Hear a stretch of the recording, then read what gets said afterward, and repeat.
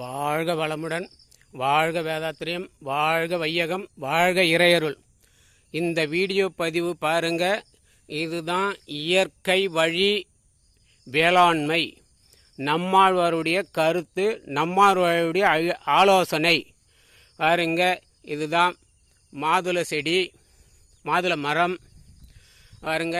இதெல்லாம் இயற்கையாக காட்டை பார்த்து காப்பி அடிக்கிறத தான் இது. காடு எந்த நிலைமையில் இருக்குமோ அதே நிலைமையில தான் இங்கேயும் இருக்குது பாருங்கள். இதுதான் காடு. இயற்கை வழி விவசாயத்துக்கு இது ஒரு முன்னோடி, இது ஒரு அடித்தளம் பாருங்க. இயற்கை வழி விவசாயம். நாம் எந்த ஒரு இடுபொருளும் வெளியிலிருந்து வாங்காமல் பாருங்க, இந்த தாவரங்களிலிருந்து வரும் இலதழை மற்றும் எல்லா கழிவுகளும் சேர்த்து இப்படி போட்டு இதுக்கு மேலே மண் போட்டு செய்தோம்னா அது இயற்கை உரம். அதுதான் தொழு உரம், இயற்கை உரம். இப்படி இன்னும் நிறைய சொல்லுவாங்க, வெர்பி கம்போஸ்ட் அப்படி சொல்கிறாங்களே, அதெல்லாம் இதுதான். இப்படி தான் இருக்கும். இயற்கையாக நம்ம ஒன்றுமே பண்ணலை, தண்ணி மட்டும்தான். காய்ச்சலாக இருந்தால் தண்ணி கொடுப்போம், இல்லைன்னா கொடுக்கறதில்ல.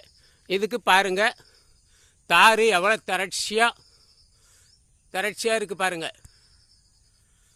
தார் விட்டு இருக்கு பாருங்கள், எவ்வளோ அழகாக இருக்குது. எல்லாம் இதுதான் இயற்கை வழி விவசாயம். இயற்கை வழி விவசாயத்துக்கு இது ஒரு அடித்தளம் பாருங்க. எல்லாமே இயற்கையாக வர்றது தான். எதுவுமே நம்ம எந்த ஒரு இடுபொருளும் கொடுக்கவில்லை. எல்லாமே இலை தழை மக்கு அதுங்களை வச்சு தான் இருக்குது. இந்த முறையில் போகணுன்னா நம்ம வருமானம் இதிலிருந்து எதிர்பார்க்க ஒரு சில வருடங்கள் ஆகும். 1 வருடம் அல்லது 2 வருடம் ஆகும். இதெல்லாம் வைத்து 3 வருடம் ஆகிவிட்டது. 1 வருடம் எந்த வருமானமும் இல்லை. இப்போது 2 வருடமாக ஓரளவுக்கு வருமானம் வருது. இன்னும் நிறைய வரும். எல்லாமே 0 பட்ஜெட்டில் கிடைக்கும். அதுக்கு இது ஒரு உதாரணம் பாருங்க. இது ஒரு உதாரணம்.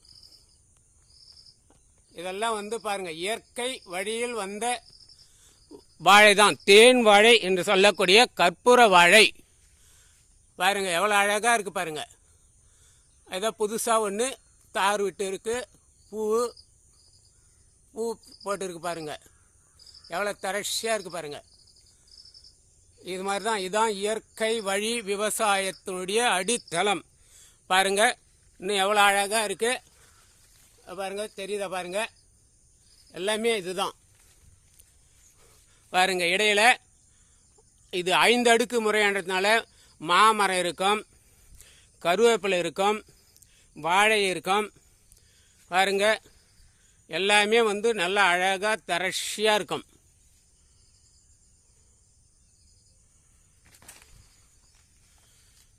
எவ்வளோ அழகாக இருக்குது பாருங்க. எல்லாமே தேன் வாழை என்று சொல்லக்கூடிய கற்பூர வாழை பாருங்க. இது வந்த சீப்பில் பாருங்கள். இது எல்லாமே குருவிங்களாம் சாப்பிட்டுச்சுங்க. அதை பாருங்க, ஒரு சீப்பு ஃபுல்லாக குருவிங்க எவ்வளோ அழகாக சாப்பிட்டுருக்கு பாருங்க. சாப்பிட்டு நம்ம மீதி இருக்கிறத தான் நம்ம எடுத்து வரோம். இருந்தாலும் பரவாயில்ல, சாப்பிட்டோம். அதுவும் ஒரு உயிர் தானே, அதுவும் ஒரு உயிருள்ள பொருள் தானே. அதுங்களுக்கு நம்மளால் முடிஞ்ச உதவி செய்கிறோம், அவ்வளோதான். ஏன்னா நம்மளும் நல்லா இருக்கணும், நம்மளை சுற்றி இருக்கிறவங்க எல்லாரும் நல்லா இருக்கணும். அதுக்காக தான் இந்த இயற்கை வழி விவசாயம். இந்த இயற்கை வழி விவசாயத்தில் வெற்றி காண்பது ரொம்ப கடினம். ஏன்னா நம்ம நானும் பார்த்தேன், நானும் விவசாயம் பண்ணேன் அப்படின்னு போயிட்டோம்னா இது 10 வருடம் இல்லை 100 வருடம் ஆனாலும் இப்படியே தான் இருக்கும். நம்ம களத்தில் இறங்கி வேலை செய்யணும். எந்த அளவுக்கு நம்முடைய பங்கு வேலை செய்கிறோமோ அந்த அளவுக்கு தான் வெற்றி கிடைக்கும்.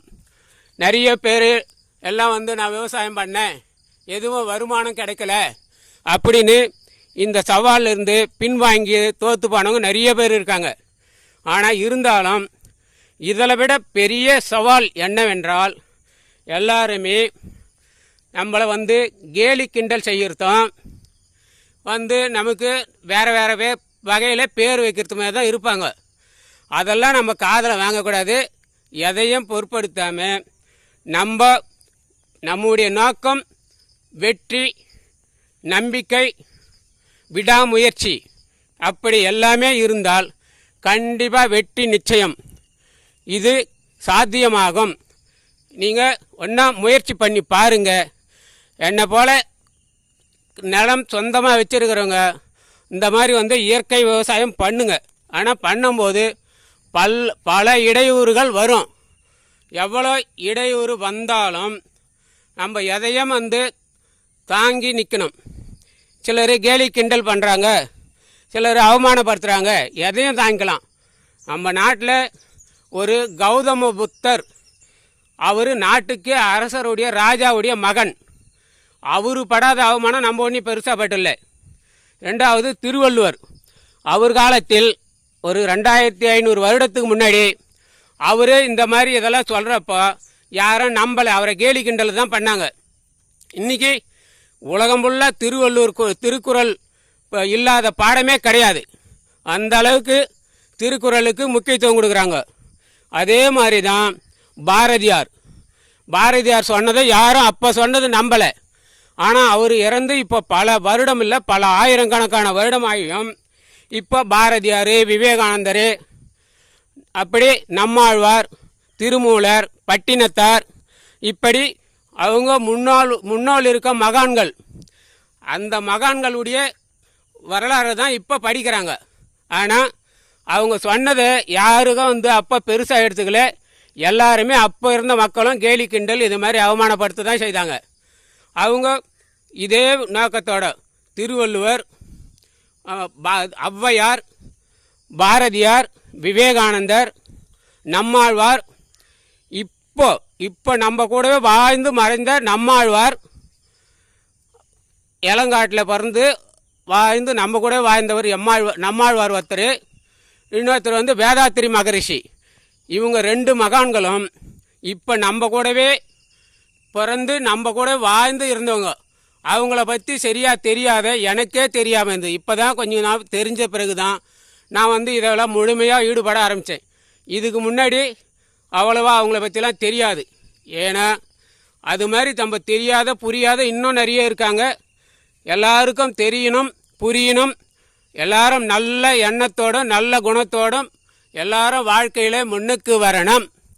எல்லாருமே இந்த வீடியோ பார்க்குற உலக மக்கள் அனைவரும், அதாவது இப்போதைக்கு 800 கோடியும் தாண்டியாச்சு. அதில் நம்ம இந்தியாவில் மட்டும் பார்த்தீங்கன்னா 130 கோடிக்கும் தாண்டியாச்சு.